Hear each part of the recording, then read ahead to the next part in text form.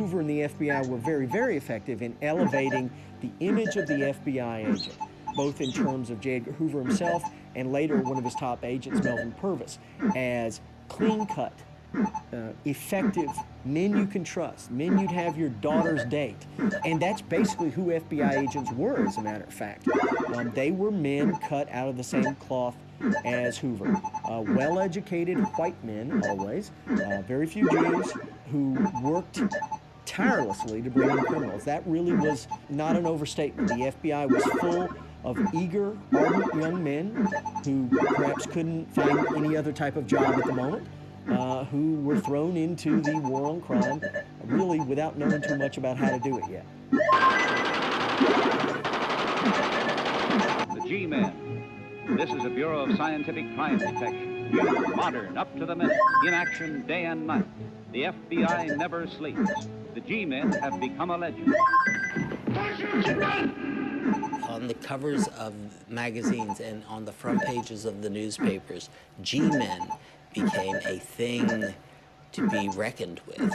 You didn't want to fool with a G-Man because a G-Man was even more romantic and successful than the gangsters. And one after one, these gangsters fell and were apprehended.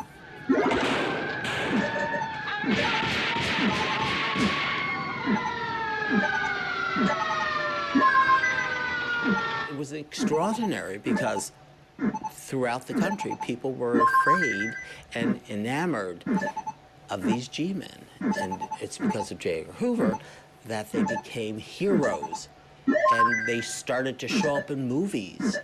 No longer was the bad guy the one to win at the end. It was the G-man who won at the end of the day and literally did put this country on the path of law and order in a major way.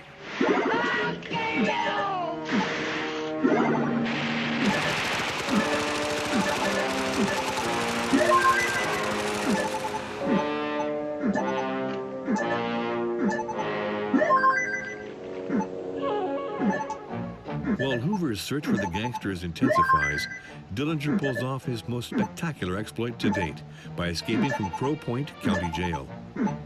Movie news of the exploit covers the whole story to the delight of the American public. In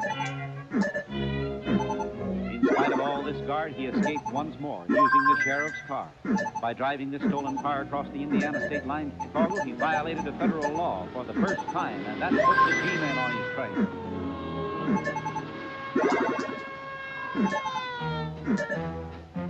Only 4 days after his escape, Dillinger resumes his criminal activities.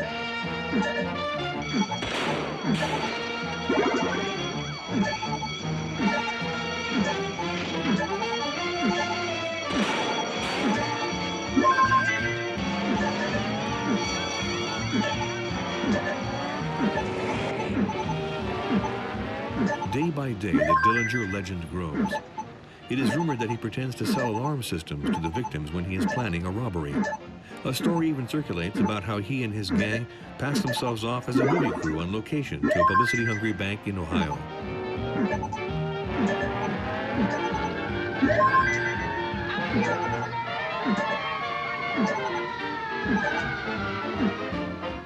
It wasn't really until after the jailbreak, that J. Edgar Hoover told his agent, his top agent, Melvin Purvis, who was a young man, 29, with not a lot of law enforcement experience, that he wanted him to bring in John Dillinger. And in those early weeks after Crown Point, Purvis and the FBI found that, saying you wanted to bring in John Dillinger was a lot easier than doing it. In fact, Purvis himself knew very little about how to do what he needed to do. When he wanted to put wiretaps on the phones, he literally had to call a lawyer in Washington and ask how to do it. His information was bad. He had very few informants on the streets of Chicago. And so I guess it's no accident that for a solid month, the FBI found no trace of Dillinger.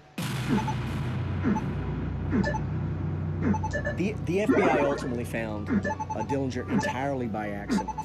Dillinger, of course, had moved to the Minneapolis-St. Paul area, which was a real haven for bank robbers, kind of an open city, if you will, where he had formed the second Dillinger gang with a character named Babyface Nelson, real name Lester Gillis. And Babyface Nelson was a psychopath. Not to put too fine a point on it, he was a psychopath.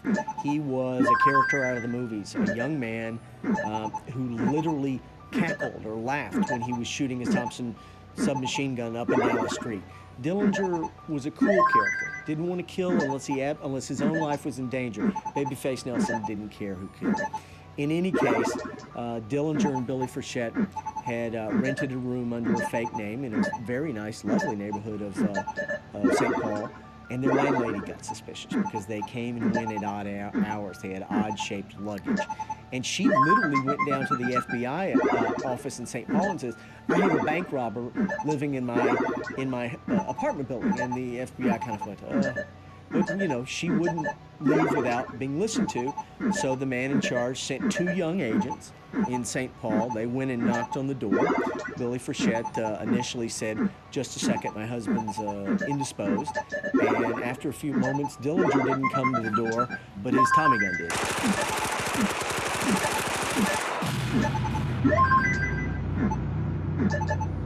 The FBI agents ran as fast as they could, and at that time, another member of Dillinger's gang drove up, and there ended up kind of a wild gunfight there in front of the apartment building.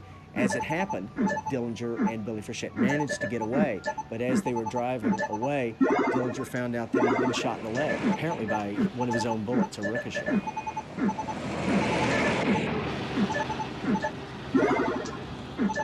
In the wake of Crown Point and St. Paul, Dillinger's fame was higher than it would ever be. My little girl, you know I love you, and I long for you each day. What up, Jacob? My little girl, I'm dreaming of you.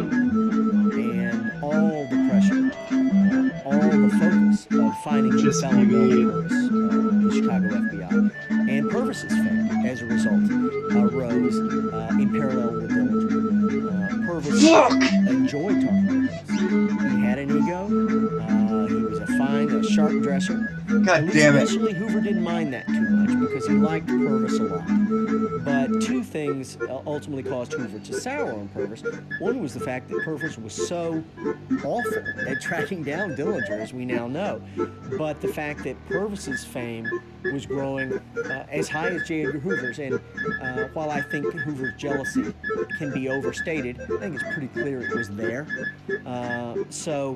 As Dillinger's fame rose, so did Purvis. Oh my god. Ultimately, oh the my god, I longer fucked Dillinger up, was at man. large, I looked at my tensions score grew between when I hit Purvis 20. and Hoover. And if you Fucked go up. back and read their memorandum, their phone calls, I mean, it's all right there.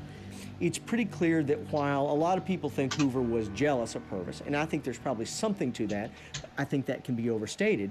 The fact was, Hoover was, Purvis, which is just a series of blunders, raiding the wrong apartments,